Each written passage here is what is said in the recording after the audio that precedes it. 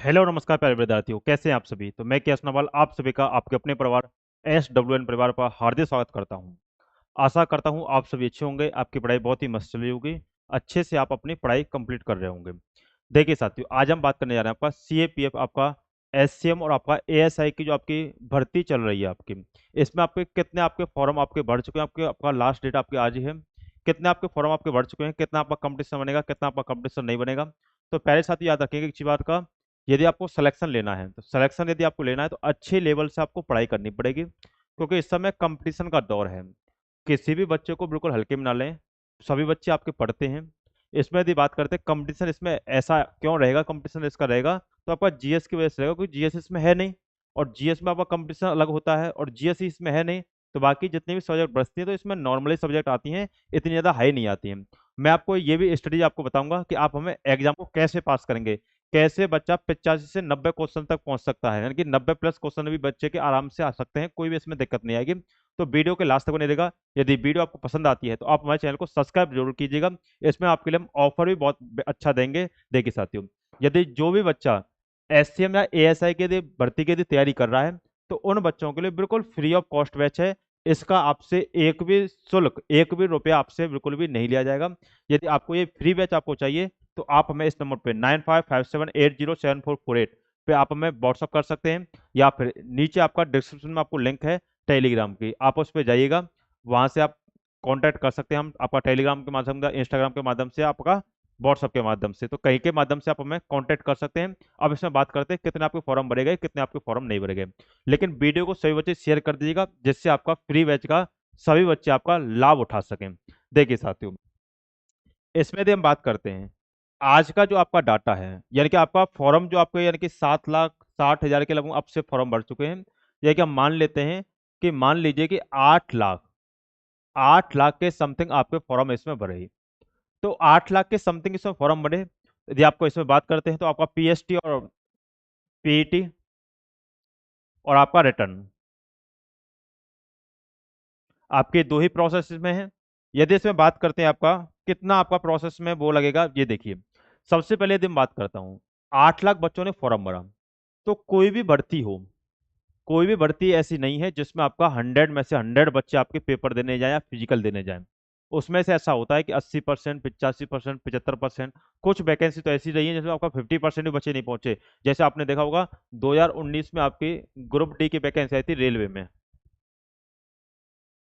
Railway में आपके group D, तो ग्रुप डी में आपके 1,15,00,000 फॉर्म भरे गए थे। 1,15,00,000 फॉर्म भरे गए थे। इसमें टोटल जो बच्चे ने एग्जाम दिया था वो आपका 47 लाख बच्चों ने एग्जाम दिया था। लेकिन इसका रीजन ये था कि आपका इसमें 3 साल बाद आपका पेपर कंडक्ट कराया गया था। तो 3 साल बाद आपका पेपर कंडक्ट कराया था, बीच में आपका कोरोना भी आया था, तो इस वजह से बहुत बच्चा कम पहुंचा था। ये रीजन था इसका।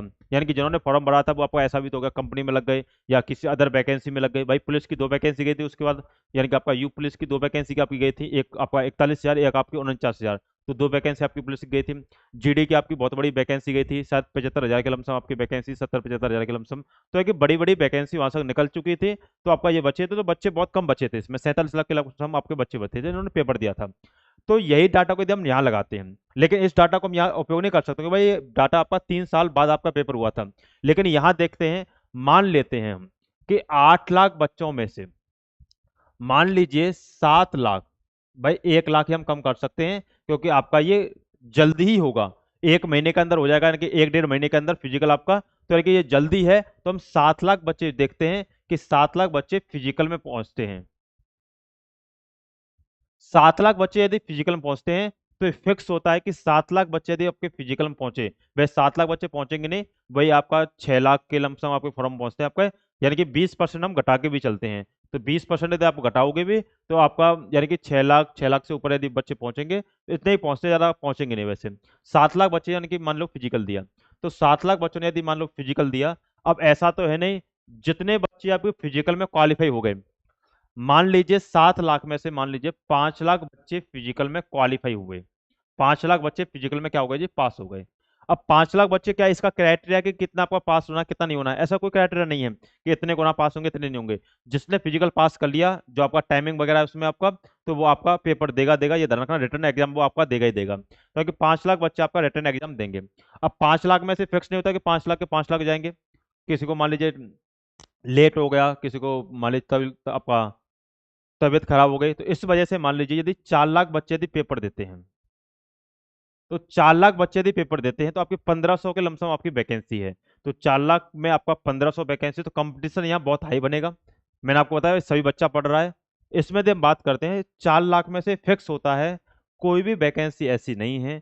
4 लाख की यदि मैं बात करता हूँ, तो ध्यान रखिएगा, एकमात्र 1 लाख बच्चा ही इसमें से ऐसा होगा जो पढ़ने में ज्यादा ही सिंसियर है। नहीं तो 3 लाख बच्चा वही होता है जो रील्स वाला होता है, केवल उसको रील्स देखने से काम है और उसको किसी काम से नहीं है। ये मत समझा कि लाइब्रेरी यदि जा रहा है बच्चा तो पढ़ने ही जा रहा होगा। हम भी, काफी बड़ी लाइब्रेरी है आपकी, जिसमें आपको कम से कम 200-250 बच्चे बस बैठते हैं। उसमें से मैं आपको बता दूं, मैं डेली चक्कर लगाता हूँ उसमें से, जब आपका ऑफलाइन पढ़ा के आता हूँ तब उसके बाद चक्कर लगाने जाता हूँ। 80% बच्चे ऐसे होते हैं केवल और केवल रील ही देख रहे हैं या मूवी देख रहे हैं केवल और केवल। तो ऐसा फिक्स नहीं है कि आपका सभी बच्चा आपका पढ़ ही रहा होगा उसमें, तो ये फिक्स नहीं होता है। तो इसलिए सिंसियर बच्चा वही आपका 1 लाख के समथिंग आपका आता है। तो 1500, आपके 1500 के 43 कुछ ऐसी वैकेंसी है, इसमें आपका इतना ज्यादा कंपटीशन नहीं बनेगा। हम एग्जाम को हम कैसे पास कर सकते हैं ये बात ध्यान दीजिए, ये सबसे मेन ऑफ पॉइंट है। आपको पता है इसमें हिंदी और इंग्लिश की यदि हम बात करते हैं तो आपके 20 क्वेश्चन है, कोई दिक्कत नहीं है। यदि आगे चलते हैं आपका रीजनिंग, रीजनिंग की यदि बात करता हूं आपके 20 क्वेश्चन। भाई क्लरिकल के आपके 20 क्वेश्चन। भाई आपके मैथ के आपके 20 क्वेश्चन। भाई आते कंप्यूटर के आपके 20 क्वेश्चन। ये 20-20 क्वेश्चन आपके प्रत्येक उससे आएंगे, यानी कि 20 क्वेश्चन आपके हिंदी इंग्लिश से आएंगे, 20 क्वेश्चन आपके हिंदी इंग्लिश जो भी लेंगे आप, रीजनिंग से, क्लरिकल एप्टीट्यूड से, मैथ से, कंप्यूटर से। अब स्ट्रेटेजी आपकी क्या रहनी चाहिए वो समझने का प्रयास करो, सबसे मेन बात यही है। रीजनिंग कंपलसरी है, क्लरिकल एप्टीट्यूड कम से कंपलसरी है, मैथ भी कंपलसरी है और कंप्यूटर भी कंपलसरी है, ये 4 सब्जेक्ट तो कंपलसरी है। मैं आपको बताता हूँ, रीजनिंग यदि बच्चा अच्छे लेवल से पढ़ता है, मैंने बिल्कुल फ्री बैच चलाया हुआ है, उसमें आप रीजनिंग पढ़ोगे, मैं आपको गारंटी देता हूँ कि 20 में से 20 ही लेके आओगे, 19 भी नहीं होने दूंगा, ये गारंटी मेरी रहेगी, लिख करके इस बात को ले लेना। यदि आप जितना मैं पढ़ाता हूँ उतना भी पढ़ गए, 80% क्वेश्चन डिट्टो छपा देता हूँ, ये बात भी ध्यान रखना। काफी आपका ऑफलाइन बच्चे चाहे यूपीएससी में सिलेक्टेड हो, चाहे आपका दिल्ली पुलिस में सिलेक्टेड हो, कितने भी बच्चे आपके सिलेक्टेड हुए हों, तो उनसे आप पूछ के भी देख सकते हो, ये आपका रिजल्ट रहता है। तो 20 क्वेश्चन में से ध्यान रखना, 20 क्वेश्चन ही आपको लेके आने पड़ेंगे यदि आपको सिलेक्शन चाहिए, तो ध्यान रखना अच्छे लेवल का। क्लरिकल एप्टीट्यूड पर भी मैं बात करूंगा। मैथ में कम से कम 20 क्वेश्चन हैं, तो 18 क्वेश्चन नॉर्मली बनने चाहिए, ये बात ध्यान रखना। और मैथ का लेवल अच्छा खासा आता है, नॉर्मल नहीं आएगा। एसएम के क्वेश्चन पिछले साल ऐसे क्वेश्चन आए थे मैथ के, जो बढ़िया लेवल के क्वेश्चन थे, वो काफी बच्चों से नहीं बने थे, तो उनकी भी आपका तैयारी कराएंगे, उन क्वेश्चन को मैं दिखाऊंगा भी। कंप्यूटर में आपका कम से कम 20 क्वेश्चन है, तो कम से कम मैं आपको बता के चलूं तो आपका 15 क्वेश्चन प्लस आपका नंबर इसमें रख के चलना, इससे कम नहीं होनी चाहिए 15 क्वेश्चन से। यदि इससे ज्यादा हो रहे हैं तो आपको बहुत बेनिफिट है, कोई दिक्कत नहीं। अब देखो साथियों, बात आती है हिंदी इंग्लिश पे। जो बच्चा इंग्लिश चॉइस करता है, और मैं आपको बता दूं, इंग्लिश बच्चा वही चॉइस करना जिसको विश्वास है कि मैं इंग्लिश में 20 में से कम 18-19 नंबर लेके आ सकता हूं, तभी आप इंग्लिश चॉइस करना। नहीं तो आप हिंदी चॉइस कर सकते हो, कोई भी इसमें दिक्कत नहीं है। 20 यदि आपको लग रहा है कि 20 में से 18-19 ले आएंगे तो वो आपके लिए फायदा है, कोई दिक्कत नहीं। यदि आप इंग्लिश चॉइस करते हो तो क्लरिकल एप्टीट्यूड ऐसी होगी, क्योंकि क्लरिकल एप्टीट्यूड में फिक्स है, clerical aptitude sorry, clerical aptitude में फिक्स होता है कि आपके 3 पार्ट इसमें डिवाइड होते हैं। 3 पार्ट किस प्रकार से? इसमें आपके क्लरिकल एप्टीट्यूड में रीजनिंग जो आती है वो आती है आपकी कम से कम 13 से 14 क्वेश्चन रीजनिंग के आते हैं। यदि हम बात करते हैं इसमें थोड़ा जीएस के भी क्वेश्चन होते हैं 2-4, यानी कि 2 से 3 क्वेश्चन आपके जीएस के होते हैं। यदि इसमें आगे यदि हम बात करता हूँ तो इंग्लिश, तो इंग्लिश के आपके कम से कम आएंगे 4 से 5 क्वेश्चन, आप मान के चल सकते हो, इतने क्वेश्चन आपको उसमें देखने को मिलेंगे। अब एक बार मैंने पता बताया, जो बच्चे हिंदी आपका क्या नाम है इंग्लिश ले रहे हैं, तो वो बच्चे यहाँ इंग्लिश मार देंगे, कोई दिक्कत नहीं। और जो यहाँ 20 क्वेश्चन रीजनिंग मारा तो 13 से 14 इनको भी मार देगा, बहुत आसान आती है भाई क्लियर एप्टीट्यूड में। और जीएस तो आप कर ही लोगे। जीएस इसमें क्या नाम है आपका राजधानी, जितनी भी आपकी राजधानी है कैपिटल, आपके कैपिटल किसकी, आपके देश की कैपिटल और आपके राज्यों की कैपिटल, यानी कि सभी देशों की कैपिटल जो मेन मेन देश हैं आपके, और राज्यों की कैपिटल को आप याद कर लीजिएगा, या आप प्रधानमंत्री वगैरह ऐसे को याद कर लीजिएगा। जैसे मान लीजिए बोल देता है कि भारत का संबंध इससे है, तो इस देश का संबंध किससे है? जैसे मान लीजिए बोल दिया कि यूपी का संबंध योगी आदित्यनाथ से है, तो बताइए मध्य प्रदेश का संबंध किससे होगा, राजस्थान का संबंध किससे होगा? अब आपको इनके सीएम याद हैं तो आप कर सकते हो। यदि सीएम आपको याद नहीं है तो आप इनको नहीं बना सकते, केवल और केवल ये बात ध्यान रखिएगा। जैसे मान लीजिए बोल दिया कि बिहार का संबंध पटना से है, तो केरल का संबंध किससे होगा? यदि आपको राजधानी याद है तो आप बना सकते हो, अन्यथा आप नहीं बना सकते हो। तो इसलिए मैं तो बोल रहा हूँ आपसे, राजधानी वगैरह, कैपिटल वगैरह, मुख्यमंत्री वगैरह, इन सभी को आप याद कर लीजिएगा, इस बात को याद रखें।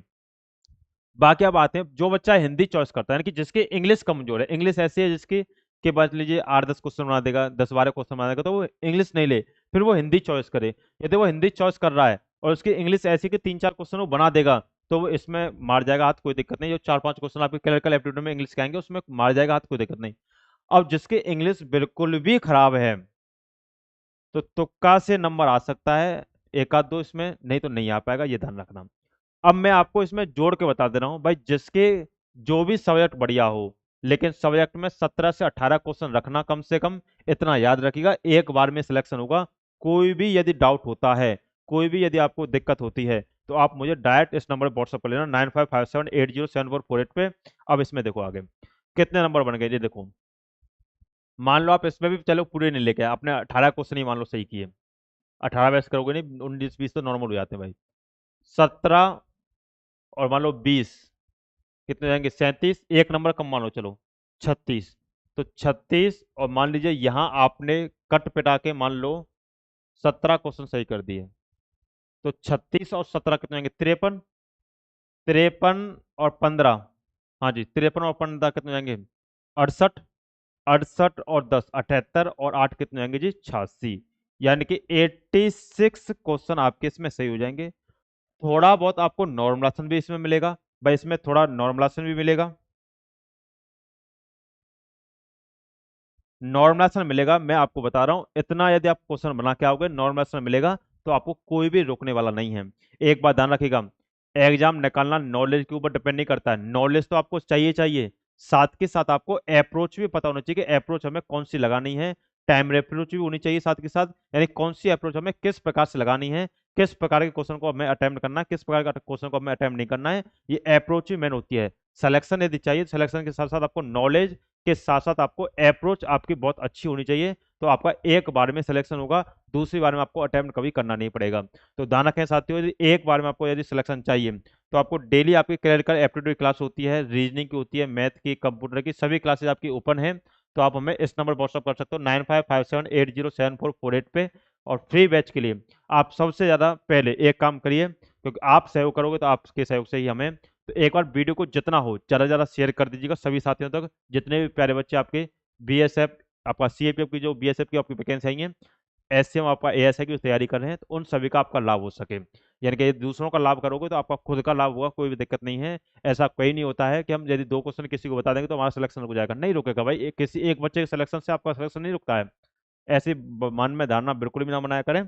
चलिए साथियों, इसके बाद अब मिलते हैं आपसे नेक्स्ट। यदि कोई भी डाउट होता है तो आप हमें डायरेक्ट कॉन्टेक्ट कर सकते हैं। वीडियो को सभी के सभी शेयर कर दीजिएगा, चैनल को सब्सक्राइब करते हुए चेक कर लीजिएगा। चलिए साथियों, यहाँ तक धन्यवाद, बाबा टेक, गॉड ब्लेस यू, जय हिंद, जय भारत।